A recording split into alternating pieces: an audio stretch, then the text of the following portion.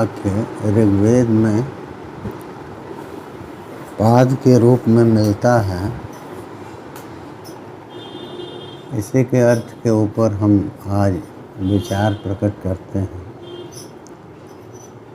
वेद हमारे सनातन संस्कृति के मूल आधार हैं और विभिन्न दृष्टियों से उनमें जो मंत्रों के माध्यम से विचार प्रकट किए गए हैं वो मानव कल्याण के लिए बहुत ही आवश्यक एवं उपयोगी हैं, क्योंकि वेद से हम अपनी पूर्णता को प्राप्त कर सकते हैं और उसमें विहित उपायों का अनुष्ठान करके हम अपनी आवश्यकताओं की भी पूर्ति कर सकते हैं। तो वेद ये कहता है कि सत एक है, एकम सत विप्रा बहुधा वदन्ति। एक सत है, बाकी असत है। सत और असत किसे कहते हैं? तो जिसकी सत्ता है, जो है, उसे हम सत कहते हैं, और जो उससे भिन्न है उसको असत कहते हैं। इसी दृष्टि से ये वाक्य स्पष्ट करता है कि एक सत्य, एक ब्रह्म ही नाना रूपों में आया हुआ। इस एकम सत विप्रा बहुधा वदन्ति, तो विप्र लोग उसी सत्य को बहुत रूपों में वर्णित करते हैं, माने वही नाना रूपों में आया हुआ है। तो प्रश्न ये है कि सत्य जब एक है तो वो बहुत रूपों में किस प्रयोजन की सिद्धि के लिए आया? उसकी कौन सी ऐसी आवश्यकता है, कौन सा प्रयोजन है जिसकी पूर्ति के लिए वो नाना रूपों में आया हुआ है? सत और असत को तो स्पष्ट रूप से अलग बताते हुए गीता में भी भगवान ने कहा है, ना सतो विद्यते भावो ना भावो विद्यते सतः। तो असत का भाव नहीं है, असत की सत्ता नहीं है, असत की उत्पत्ति नहीं है और सत्य का अभाव नहीं है। तो मतलब जहाँ भी हम सत्य, अस्ति, है यह शब्द प्रयोग कर रहे हैं तो वो सत्तावान को बोधित करता है। ऐसे घट है, पट है, तो है शब्द ये अस्तित्व को कहता है और उसका अभाव नहीं होता। तो ये कहें कि अस्तित्व तो आया, घट है, ये कह करके घड़े का अस्तित्व बताया गया, फिर उस कुछ समय बाद नहीं है, ये भी प्रयोग में आता है। तो गए हाँ, वो आता तो है, लेकिन यह अस्तित्व दो प्रकार का माना जाता है। एक प्रवाह रूप से नित्यता कही जाती है या अस्तित्व कहा जाता है। प्रवाह रूप से माने जैसे गंगा का जल निरंतर प्रवाहित हो रहा है, तो एक एक क्षण में वो अभी जो जल हमने देखा वो चला गया, परिवर्तन के कारण दूसरा जल आया, तीसरा जल बिंदु आया, और इस तरह से वो बदलता रहता है, लेकिन वही गंगा है, वही गंगा सदियों से यहाँ बह रही है। इस तरह से व्यवहार होता है। तो ये प्रवाह नित्यता है। जैसे प्रवाह वस्तुतः नित्य नहीं है, स्थिर नहीं है, फिर भी उसको नित्य हम समझते हैं, उसी तरह से संसार के पदार्थों में भी प्रवाह नित्यता देखी जाती है। एक मनुष्य नहीं रहा, दूसरा है, तीसरा है, परिवार में ही पिता, पिता के बाद पुत्र, पुत्र के बाद पौत्र, इस तरह से वो चलता रहता है। तो ये प्रवाह नित्यता है। और कूटस्थ नित्यता तो वो है जो कि कभी भी विकार को प्राप्त नहीं होता पदार्थ, तो उसे कूटस्थ नित्य कहते हैं। तो सत्य जो है, आत्मा है जो नित्य है, माने कूटस्थ नित्य है, सर्व प्रकार के विकार से शून्य है। और बाकी पदार्थ जो हैं वो प्रवाह नित्य कहे जा सकते हैं। तो एक ही सत्य, ऋग्वेद कहता है कि एक सत्य जो है वही बहुत रूपों में वर्णित होता है। किनके द्वारा? विप्रों के द्वारा। विप्र लोग ये बताते हैं कि वही बहुत रूप में आया। तो बहुत रूप में आया तो कोई प्रयोजन होगा। श्रुति में भी यही कहा है, एको हम बहुत श्याम प्रजाएय, एक हम हैं बहुत हो जाएं, तो उसके लिए प्रजनन या उत्पत्ति होती। तो प्रयोजन को देखते हुए नाना रूपों में एक ही सत्य जो है वो आया, नाना रूपों में वह व्यवहित हो रहा है। इसको विप्र शब्द बताता। विप्र किसको कहते हैं? तो जो विशेष रूप से हमारे अभाव की पूर्ति करने में समर्थ हो, विशेषण प्राति पूरयति, विशेष रूप से जो पूर्ण करता है हमारी आवश्यकताओं की। पूर्ण आप जानते हैं कि अभाव की ही पूर्ति होती है। हमारे पास जो चीज़ नहीं है उसको हम कोई अगर प्राप्त करा देता है तो वो उसकी पूर्ति कर दिया। तो विप्राह शब्द वहाँ दिया है। एकम सत विप्राह बहुधा बदंती। एक सत्य को ये विप्र लोग बहुत प्रकार से वर्णित करते हैं। तो बहुत प्रकार से प्रयोजन के अनुसार भिन्न भिन्न रूपों में वह एक ही तत्व आता है। वो प्रयोजन है उसका कारण है। प्रयोजन माने उद्देश्य। तो उद्देश्य क्या है? तो जैसे सृष्टि हुई, तो सृष्टि हुई तो ये दिया है ना कि वो एकाकी रमण नहीं करता ब्रह्म, एक अकेले खेल नहीं कर पाता, रमण नहीं कर पाता, क्रीड़ा नहीं कर पाता, इसलिए वो बहुत रूपों में आता। तो क्रीड़ा से क्या मतलब है? क्रीड़ा किस लिए है? तो क्रीड़ा जो है वो बहुत पदार्थों के रूप में आकर के वो व्यवहार कर रहा है एक दूसरे से। एक ही ब्रह्म नाना रूपों में आके व्यवहार कर रहा है। तो ये उसका अपना वो है, उद्देश्य की पूर्ति के लिए क्रीड़ा का प्रक्रम है, उपक्रम है। क्योंकि क्रीड़ा तो एक अकेले में नहीं होगी। तो विशेष रूप से आने का मतलब क्या? ये सृष्टि ही विशेष रूप में आने को सूचित करती है। सृष्टि के बारे में देखिए बहुत सी आशंकाएं, सृष्टि की विषमताओं को लेकर के भी नाना प्रकार की आशंकाएं होती हैं कि यदि बनाने वाला एक है और वो विभिन्न प्रकार के प्राणियों को,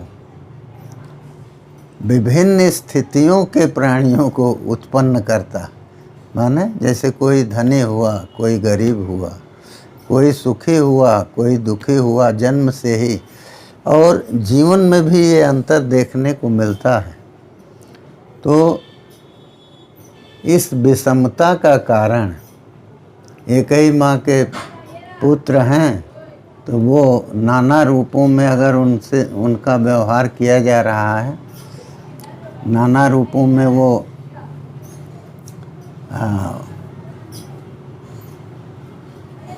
दिखाई दे रहे हैं, नाना स्वरूप, कहीं कोई सुखी है कोई दुखी है, इस रूप से यदि वो दिखाई दे रहे हैं तो कुछ न कुछ तो कारण सोचना पड़ेगा क्यों ऐसा हो रहा। तो उसमें कर्म को लोग कारण बताते हैं कि कर्म ही कारण है, अपने कर्मों के अनुसार ही भावी सुख दुख हमें प्राप्त होते हैं। उन सुख दुखों की प्राप्ति के लिए हमें शरीर धारण करना होता है। तो ये भोग का क्षय कहेंगे, क्योंकि सुख और दुख दोनों की प्राप्ति के द्वारा ही हम कर्मों के बंधन से मुक्त होते हैं। कर्म बंधन क्यों है? तो जब हम कर्तृत्वाभिमान पूर्वक, कर्तृत्व का अभिमान है हमको, मैं कर रहा हूँ, तो कर्तृत्व का अभिमान है तो हमें भोगना होगा। यदि मैं कर रहा हूँ तो मैं हत्या कर रहा हूँ, ये बुद्धि हमारे में है, तो फिर हत्या से जो पाप होगा उसको हमें भोगना पड़ेगा। कहीं हत्या से पाप होगा? पाप तो होगा, इसलिए कि हमने अनधिकार चेष्टा किया। हम किसी को जीवन नहीं दे सकते, तो उसके जीवन को लेने का अधिकार भी हमें प्राप्त नहीं है। और लेने का अधिकार तो नहीं है, हम ले भी नहीं सकते, किंतु हम प्रयास उसके लिए करते हैं ज़रूर। तो ये प्रयास जो है वही हमको हत्या से होने वाले पाप की जिम्मेदारी दे देता। तो इसलिए जब तक हमको कर्तृत्वाभिमान है, कर्तृत्वाभिमान किसको कहते हैं? मैं कर रहा हूँ, मैं ऐसा नहीं करता तो ये नहीं होता, ये बुद्धि जो है यही कर्तृत्व का अभिमान है। तो गीता में एक श्लोक आया है, जस्य नाहंकृतो भावो बुद्धिर्जस्य न लिप्यते हत्वापि स इमान् लोकान् न हन्ति न निबध्यते। जिसको अहंकृति का भाव नहीं है, अहंकार नहीं है, जस्य नाहंकृतो भावो, और बुद्धिर्जस्य न लिप्यते, और जिसकी बुद्धि में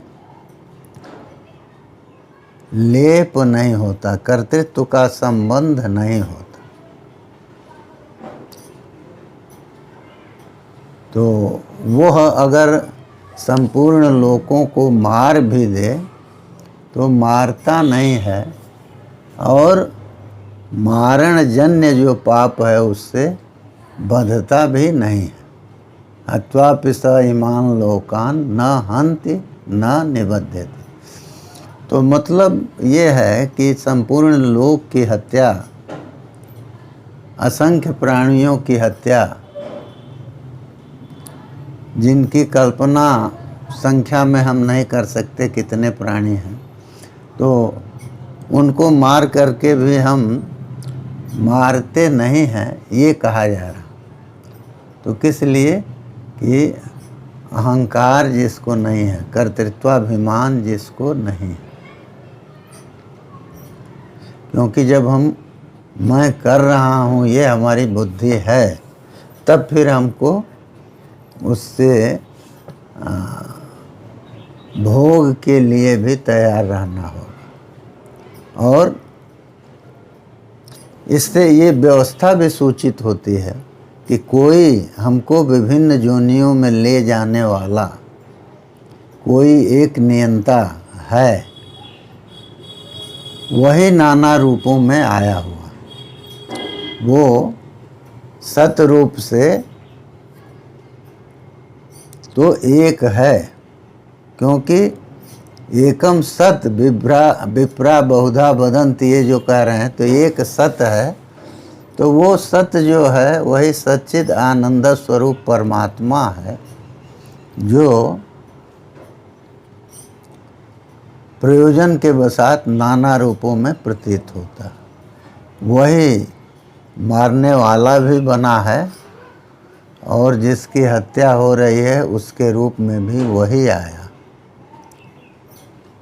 तो इसलिए ये कहते हैं कि वो सर्जन करता है और फिर कर्म का उपरम होने के बाद वही जो है पालन के अनंतर संहार भी करता।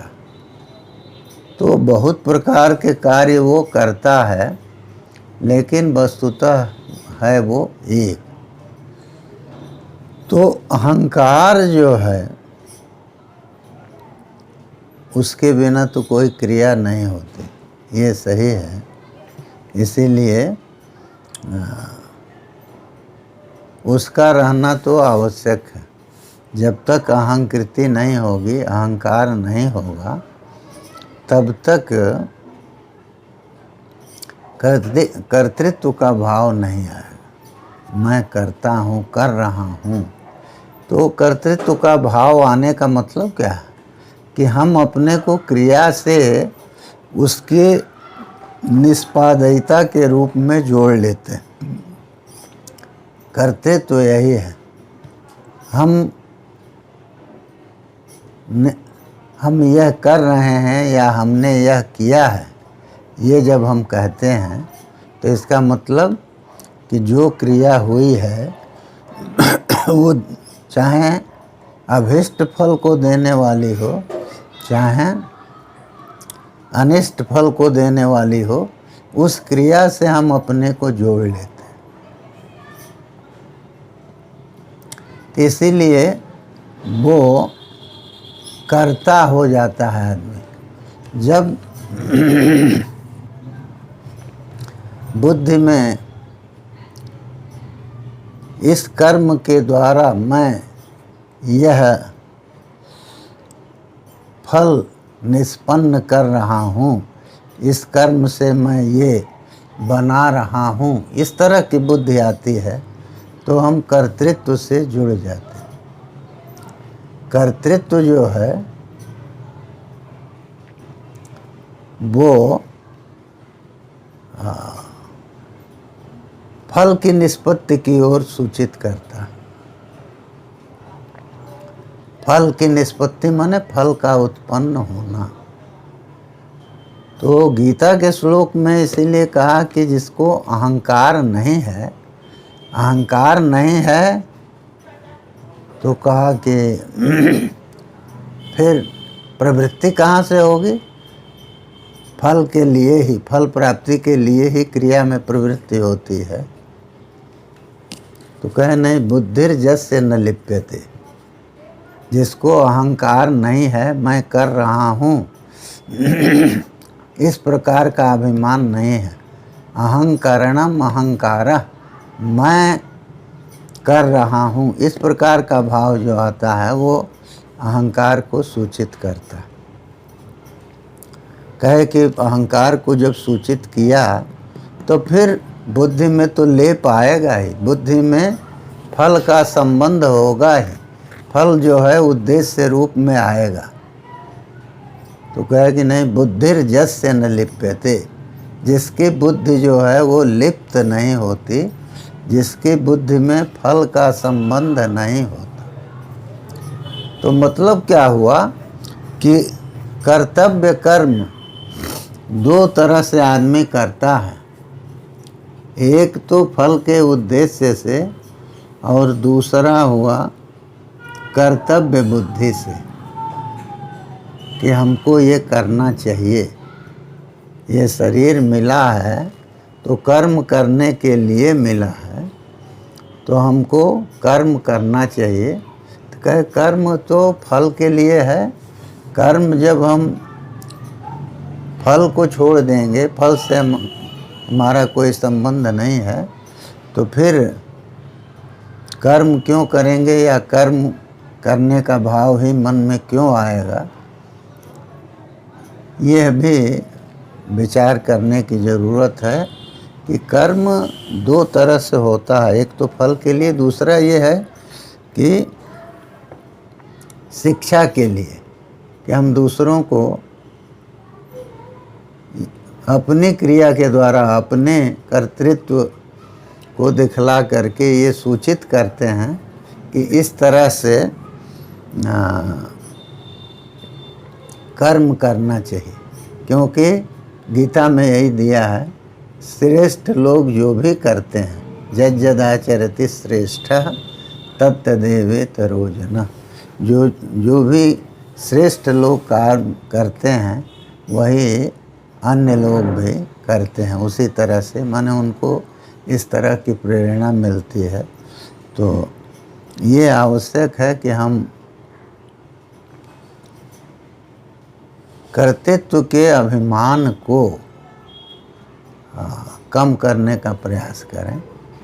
हालांकि कर्तृत्वाभिमान जल्दी मिटता नहीं है, ये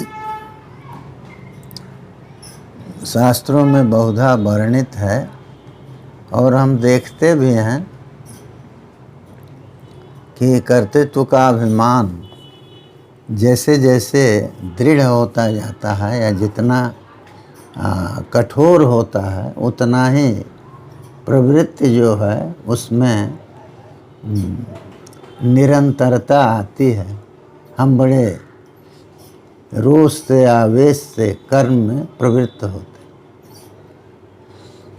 तो दो तरह की चीज़ है। एक तो ये है कि हम बिना उद्देश्य के कहीं प्रवृत्त नहीं होंगे, तो कर्तृत्वाभिमान को हटाने के लिए हम कहीं प्रवृत्ति का जो उद्देश्य है, कर्म से जो हमें प्राप्त होना है, उसी को मन से छोड़ दें, उसको बुद्धि में न ले आवें। तो देखिए, ज़रूरत जो है उसके लिए तो कर्म करना पड़ेगा। इसीलिए भगवान ने अर्जुन से कहा कि तुम ही नहीं, सभी प्राणी जो है एक क्षण भी बिना कर्म किए नहीं रहते। न कश्चित् क्षणमपि जातु तिष्ठत् अकर्मकृत्। कोई भी ऐसा नहीं है जो एक क्षण भी कर्म किए बिना रहे।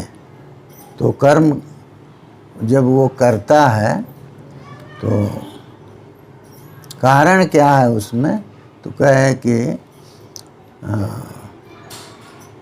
सर्व प्रकृति जैर गुणै, सभी लोग जो हैं प्रकृति जो सत्व रज तमो गुणात्मिका है, उसके जो गुण हैं उनके अनुसार विवश होकर के वो कर्म करते रहते हैं। इसीलिए अर्जुन से भगवान ने कहा भी कि अर्जुन, तुम जो कुछ मोह से अभी नहीं करना चाहते हो उसको विवश हो करके करोगे। कर तुम नेच्छसि जन्मोहात् करिष्यसि ह्यवशोऽपि तत्। तो प्रकृति तो नियुक्त करेगी तुमको, लेकिन अभी तुम युद्ध का अवसर गंवा दोगे और पीछे फिर चाहोगे कि युद्ध करें, तो ये संभव नहीं हो पाएगा। इसीलिए उन्होंने कहा कि तुम हमारा स्मरण करते हुए युद्ध करो। अब एक प्रश्न यहाँ ये भी आता है कि भगवत स्मरण करते हुए हम युद्ध करें, इसका मतलब क्या? अरे मन तो दो चार नहीं ना है, एक है। तो हम सामने लक्ष्य पर ध्यान रखेंगे कि आपका स्मरण करेंगे तो क्या, लेकिन उन्होंने कहा कि नहीं, दोनों करो साथ साथ। मम अनुस्मर युद्ध च, मेरा अनुस्मरण करो और फिर युद्ध करो। तो देखिए वहाँ उन्होंने अनुस्मरण शब्द का प्रयोग किया। माम अनुस्मर, अनु पश्चात स्मर, पीछे हमारा स्मरण। पीछे का मतलब क्या? पीछे का मतलब ये है कि जो भी चीज़ तुम देख रहे हो, जो भी क्रिया कर रहे हो, उन सब के पीछे मूल रूप से प्रेरक के रूप में मैं ही हूँ। जो भी पदार्थ सामने देख रहे हो वो हमारी ही प्रकृति का विकार रूप है। वस्तुतः सब में मूल रूप से अनुस्यूत, हर जगह व्याप्त मैं ही हूँ, ये ध्यान रखो।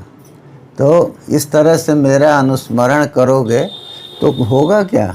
तुमको कर्तव्य बुद्धि से लड़ने की प्रेरणा मिलेगी और तुम युद्ध में बिना अहंकार के, फल की ओर बिना दृष्टि दिए लड़ सकोगे। तो इसलिए ये ज़रूरी है कि तुम हमारा स्मरण करो और उससे तुमको ये प्रेरणा मिलेगी कि जो कुछ तुम सामने देख रहे हो, जिन लोगों को सामने देख रहे हो, जिन लोगों को ये सोच रहे हो कि ये मारे जा रहे हैं या मर रहे हैं, उन सब का वास्तविक रूप क्या है? मैं अविनाशी परमात्मा है, सभी रूपों में प्रकट होकर के और क्रीड़ा कर रहा हूँ। ये बुद्धि तुम्हारे अंदर आई रहेगी, क्योंकि हर जगह भगवान का स्मरण कैसे संभव है? वो जो मूल रूप उनका है, उन्हीं रूप में, उसी रूप में तो संभव होगा। तो जो भी है, इसीलिए उन्होंने कहा है कि देखो इस संसार में ऐसी कोई चीज़ नहीं है जो हमारे बिना, तो जो हमारे बिना है ऐसा कुछ नहीं है। सर्वत्र मैं ही हूँ। तो केवल वो नाना रूप में प्रकट होने वाला परमात्मा नाना आकृतियों में दिखाई देख रहा। तो जैसे मिट्टी की नाना आकृतियों में बने हुए घड़ा, सुराही, ये सब कुछ जो हैं, मिट्टी के पात्र, प्लेट, गिलास जो भी हैं, वो सब अगर कच्चे बना करके रखे हुए हैं और वर्षा आ जाए तो सब मिल करके और आकृतियों को छोड़ के मूल रूप में मिट्टी में आ जाते हैं। उसी तरह से ये संपूर्ण जगत मेरा ही विकार है, संपूर्ण जगत मेरा ही स्वरूप है। तो उस रूप में हमारा स्मरण करो और फिर तुम युद्ध करो। तो मतलब क्या हुआ? स्मरण दो रूप में है। एक तो हम ही इस रूप में आए हैं, ये जान लोगे तो तुम्हारी ये बुद्धि तो समाप्त हो जाएगी कि मैं भीष्म, द्रोण, इन सब के साथ को अपने बाणों से विद्ध नहीं कर रहा हूँ। ये हमारी कर्तव्य बुद्धि है जिसके कारण मैं इस युद्ध में प्रवृत्त हूँ। और जिनको मैं भीष्म, द्रोण आदि रूप में समझ रहा हूँ या समझ रहा था अब तक, ये सब हमारी मिथ्या बुद्धि है, तात्विक बुद्धि नहीं है। और ये समझ करके तुम अपने युद्ध रूपी कर्तव्य का पालन कर सको। क्योंकि आपको ध्यान होगा गीता में भगवान ने ये भी कहा, सुखिनः क्षत्रिया पार्थ लभन्ते युद्ध में दृशम। तो युद्ध का दो विशेषण दिया, यदृच्छया चोपपन्नम स्वर्गद्वारम अपावृतम। तो एक तो यह है यदृच्छया उपपन्न, मतलब क्या हुआ? कोई हमने प्रयास नहीं किया, हमारा ये आग्रह नहीं है कि हम इनको मारें, लेकिन ये कर्म बसात हमारे राज्य को इन लोगों ने अस्वीकार कर दिया देने से हमारे हिस्सा को, तो इसलिए हमको लड़ना है। तो इसलिए ये यदृच्छया युद्ध प्राप्त है। अरे भगवान विष्णु जो कृष्ण के रूप में आए हुए हैं, उन्होंने तो स्पष्ट कर दिया कि भाई थोड़ा सा भी कुछ हिस्सा दे दो उनको जीवन यापन के लिए, वो भी नहीं दिया दुर्योधन ने। तो युद्ध जो है वो अवश्य कर्तव्य रूप में वहाँ पांडवों की ओर आया, उनको युद्ध करने की मजबूरी थी। इसीलिए कहा यदुच्छया चोपपन्नम और स्वर्ग द्वारम अपावृतम, और वो युद्ध क्या है? अपावृत स्वर्ग द्वार है। युद्ध जो है उसमें स्वर्ग का द्वार खुला हुआ, दोनों के दरवाजे हैं युद्ध में, स्वर्ग और नरक दोनों के।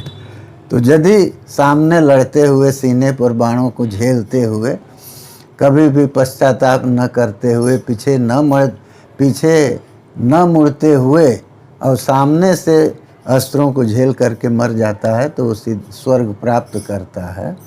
और यदि भय हुआ और वो पीछे मुड़ा तो उसको नरक भी प्राप्त होता है।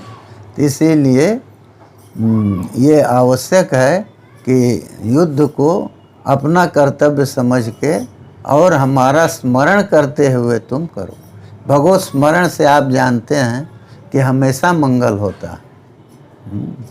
तो दिया न भाव कुभाव अनखा आलसहूँ, नाम जपत मंगल दिस दसहूँ। तो भगवान का स्मरण कर रहा है, वो नाना रूपों में उन्हीं को देख रहा है। तो उनको देखते हुए ये युद्ध करेगा तो उसकी सद्गति होनी ही है। तो बस इस वाक्य के ऊपर इतना ही विचार करके हम फिर आगे दूसरी विधा को लेंगे।